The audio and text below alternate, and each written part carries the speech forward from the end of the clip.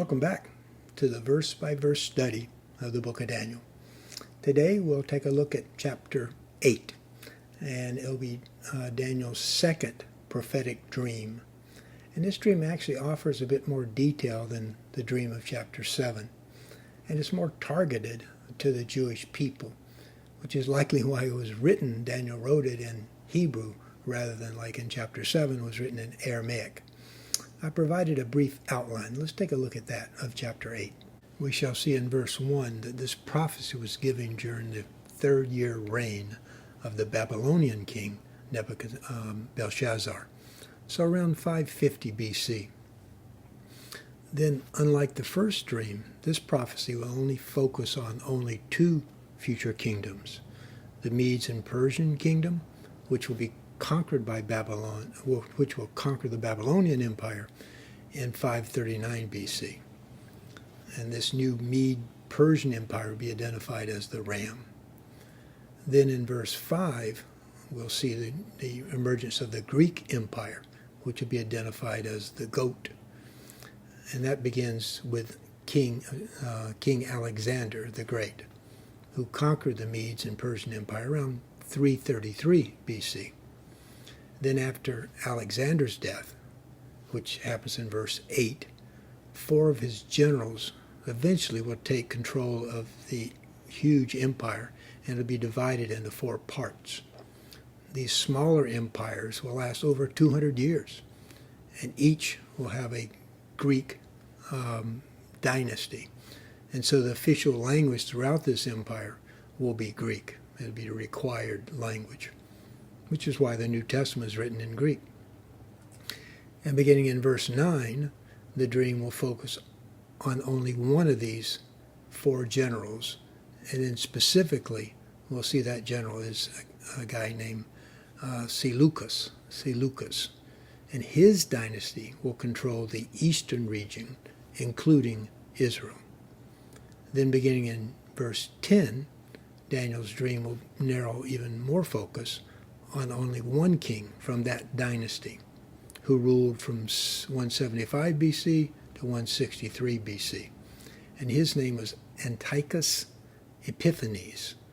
And he is someone that greatly persecuted the Jewish people.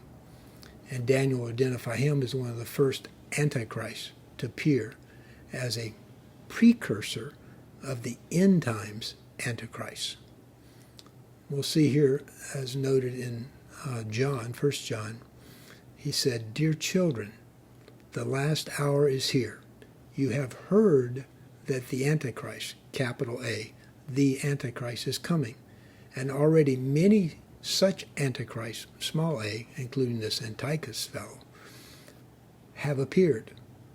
From this we know that the last hour has come," meaning that we are indeed in the last hour. Again, as we've discussed before, what is the purpose of prophecy? To encourage God's people, so that we know, even in dark times, that God's plan and God's promises are true, and He is sovereign, and He will watch over those that follow Him. Let's begin in verse 1. In the 3rd year of King Belshazzar's reign, I, Daniel, had a vision after the one that had already appeared to me, meaning 2 years earlier in chapter 7. In my vision, I saw myself in the citadel. A citadel is a fortified city of Susa, in the province of Elam. In the vision, I was beside the Ulai Canal. So Daniel sees himself in this fairly small town at that time, which is about a village actually, 250 miles east of Babylon, in what is today modern-day Iran. In the future, this small village would be chosen by King Darius, the new incoming Persian Empire king, would build a large fortified winter palace in this town of Susa, some of which actually still stands, as you see here today. Daniel began to describe his dream, starting in verse 3. I looked up, and there before me was a ram with 2 horns, meaning the Medes and the Persians, standing beside the canal. and the horns were long. One of the horns was actually longer than the other, but grew up later. We know from history that the Persian Empire became much larger and dominated the Mede Empire. I watched the ram as it charged towards the west and the north and the south. Notice it doesn't say the east. No animal could stand against it, and none could rescue from its power. It did as it pleased and became great. So how do we know who this ram represents? Daniel will tell us in verse 20. Let's jump ahead and take a look at verse 20. The two-horned ram that you saw represents the kings of the Media and Persia. So Daniel sees a ram charging from the east to the west, to the north, and to the south. Notice from our map here, which is from the Persian king Cyrus, that established the original empire of the Medes and Persians. He first charged north and took what's called Lydia, or modern-day Turkey, and he charged south, taking the territories of both Egypt and Ethiopia, and then he charged, of course, initially west and took over the Neo-Babylonian Empire. And Persia actually continued consistently west and fought the Greek city-states like Sparta and Athens from both land and sea. In fact, these battles went on for over 2 centuries. So this Persian Empire dominated the east until Alexander the Great came from the west, from Greece, specifically from northern Greece, and Macedonia is where he's from, and he defeated the Persian king Darius around 333 BC. That's what we're being told in the prophecy of verse 5. Daniel says, "As I was thinking about this, suddenly a goat," meaning Alexander the Great, "with a prominent horn between its eyes came from the west, crossing the whole earth without touching the ground," meaning that this conqueror had lightning speed. Recall from chapter 7, Alexander was described in that vision as a leopard, a fast-moving leopard with wings. So how do we know this fast-moving goat is indeed the king of Greece? Again, if we jump ahead to verse 21, Daniel will tell us. The shaggy goat is the king of Greece, and the large horn between his eyes is the first king. History tells us that the first person to begin to unite these diverse Greek city-states was a guy named Philip II of Macedonia. He actually began to put together a combined Greek army to take on their nemesis, the Persians to the east. But before he could get it done, he was assassinated. So his son, Alexander the Great, finished the job of consolidating these member states within Greece. So he became the first king of Greece at age 20. And his immediate goal was to set his sights on their longtime enemy, Persia. So with this combined Greek forces, he crossed over into Turkey, Lydia, around 334 BC. And by 325 BC, in less than 11 years, he had conquered all of the entire Persian Empire, all the way from the Mediterranean Sea to India. And he set up his palace in Babylon. Daniel described this major regime change of this future event beginning in verse 6. It, meaning the goat or Alexander, came toward the two-horned ram, the Medes and Persian Empire. I had seen standing beside the canal at that capital city, which is where the king of Persia's winter palace would be, and charged at it in great rage. Remember, the Persians had tormented the Greeks for actually over 200 years. I saw it attack the ram furiously, striking the ram and shattering its two horns. The ram was powerless to stand against it. The goat knocked it to the ground and trampled on it, and none could rescue the ram from its power. So God, in his sovereignty, through Daniel, pulls back the curtain and gives us a glimpse of these future events. Beginning in verse 8, Daniel continues to give us more detail. The goat, meaning Alexander, became very great, but at the height of its or his power, the large horn was broken off, meaning that he died. Right after Alexander had conquered all of Persia, immediately he suddenly died of health problems in his palace in Babylon at the age of 32. Then the verse continues, and in its place 4 prominent horns grew up toward the 4 winds of heaven. So after Alexander's sudden death, the prophecy accurately says that these 4 generals, his 4 generals, will grow, meaning they'll, over 20 years, they'll maneuver themselves and end up being the emperors of a divided empire into 4 different regions. Let's take a look at the map. We see these 4 regional empires were first Greece to the west, Egypt to the south, and the Turkey, Lydia area to the north. And the 4th empire was the Eastern Empire, which grew, which was originally that smaller version of the Persian Empire based in Babylon.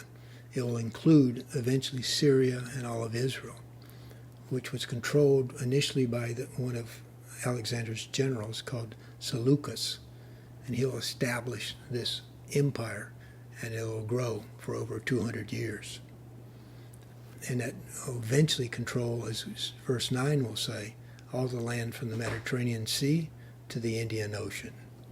Let's take a look at what Daniel says in verse 9. Daniel is focused on this Eastern Empire. Out of one of them came another horn, a kingdom, which started small but grew in power to the south and to the east and towards the beautiful land, meaning Israel. So Daniel is beginning to focus on a specific king within that Eastern region dynasty. And he's warned that this specific king will bring much persecution to the people of Israel for a time. Most scholars agree that the man he's focused on in this verse and the next 2 verses is a guy named Antiochus Epiphanes IV.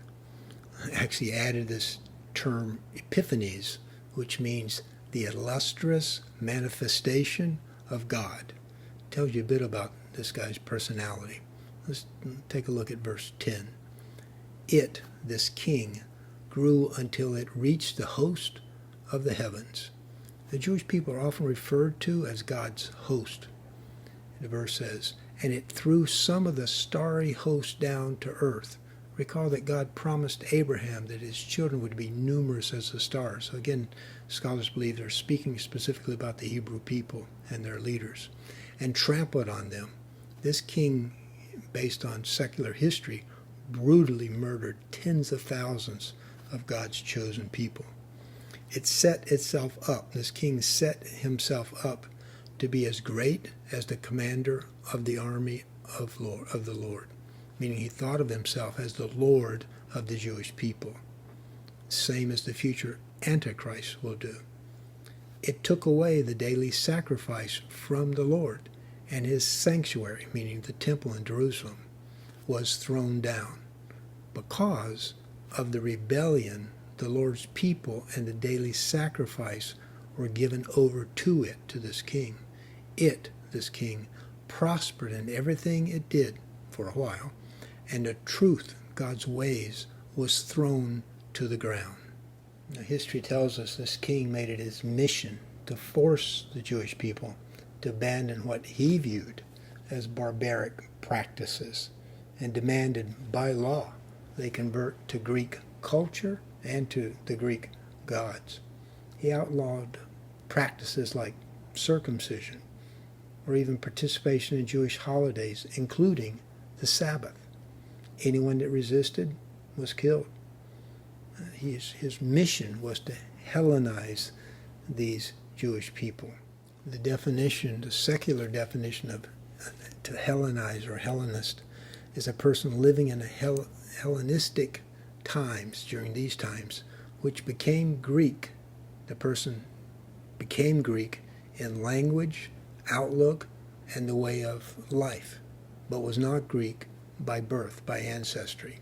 And these included a, quote, Hellenistic or Hellenized Jew.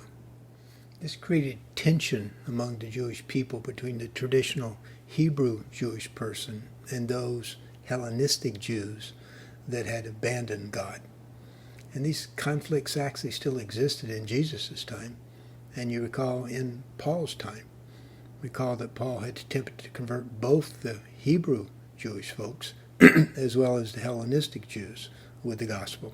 And he got challenged by both. Let's take a look at Acts chapter 9, verse 29. He, Paul, actually it was Paul and Barnabas, talked and debated with the Hellenistic Jews, but they tried to kill him. Also notice in verse 11 that prophesies that this future king would take away the daily sacrifice. This king Antiochus appointed a puppet chief priest and mandated that an altar to the god Zeus be erected. And even within the temple itself, he ordered that pigs be sacrificed on the altar to purposely defile the temple and not allow it to be cleansed, which basically made it useless for the people. Let's look at verse 13, where an angel asks a question.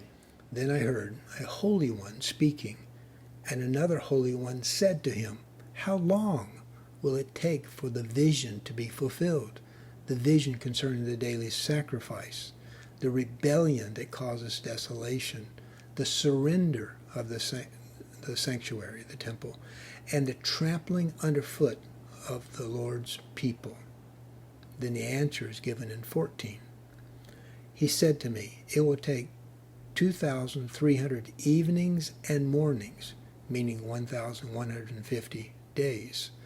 Then the sanctuary, then the temple will be reconsecrated, meaning that it will be cleansed of all this defilement. So we have God's angels answering this question. How long? Just over 3 years, which would be the approximate time of the remaining reign of this king, Antiochus. And very similar, as you know from the book of Revelation, how long the second period of the tribulation of the Antichrist reigned. And God will end both of these reigns. Jewish history tells us that God raised up a family of priests that led a miraculous group of resistant fighters called the Maccabees. And after 7 years of their guerrilla warfare against this regime, despite being outnumbered, these Maccabean defense fighters defeated the king's troops and drove them out of Jerusalem.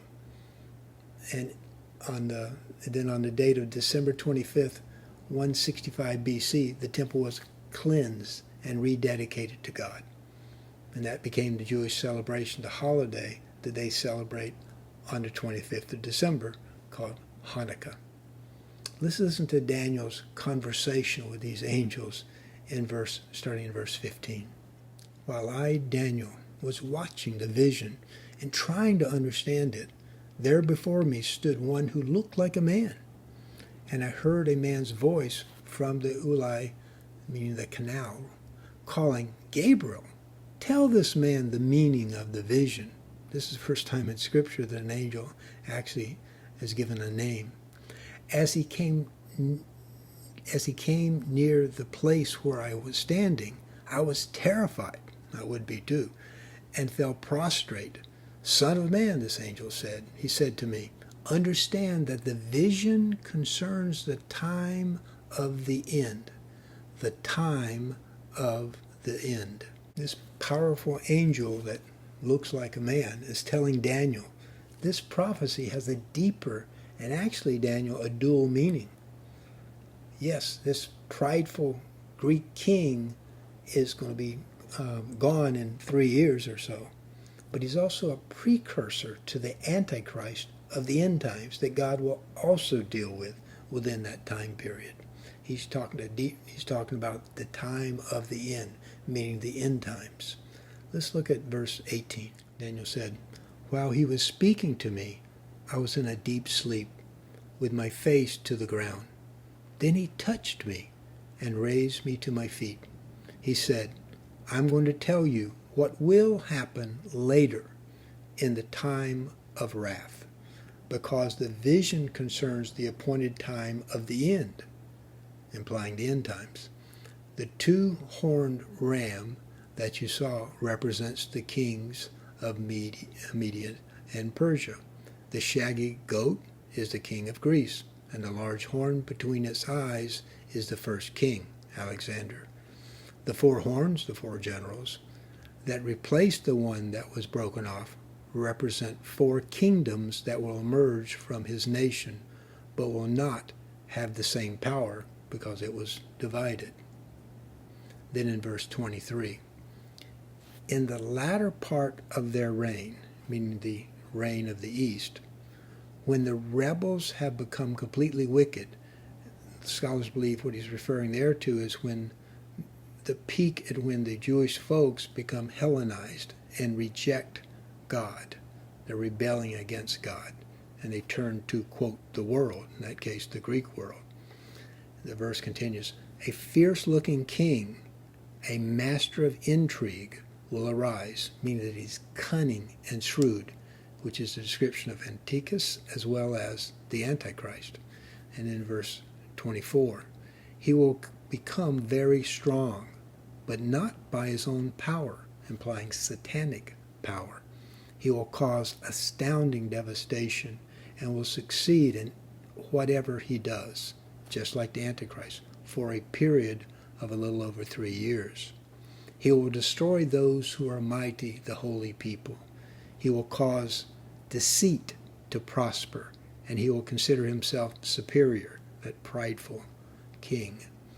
When they feel secure, meaning the people, meaning they've been fooled with his false promises, he will destroy many and take his stand against the prince of princesses. Of course, that's referring to Christ.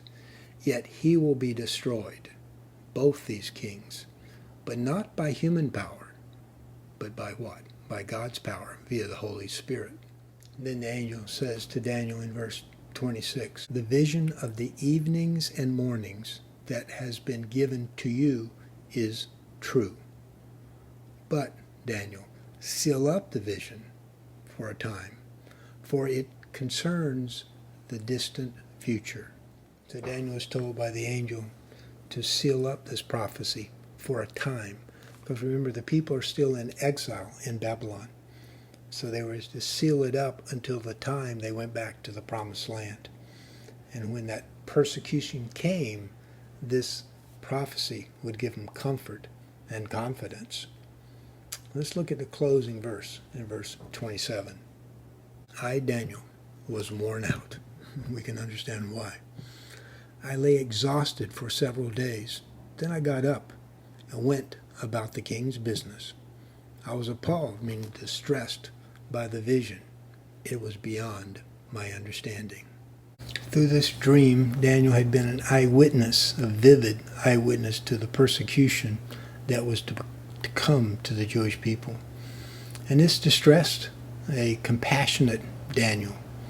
But as we know from chapters 1 through 6 that walked us through his life and that his faith was not shaken. Notice it also reads that he went about the king's business. Went about the king's business. I think that tells us we're not called to hide in a bomb shelter when tough times come. Even in the face of dark times, we are to model compassion, as Daniel did, trusting in God and living a life that's abundant and full of joy, because we have confidence in God's sovereignty, and we can go about the king's business. Well, that concludes chapter 8. We'll begin next week in chapter 9. Until then, may God bless you and bless your family. Aloha.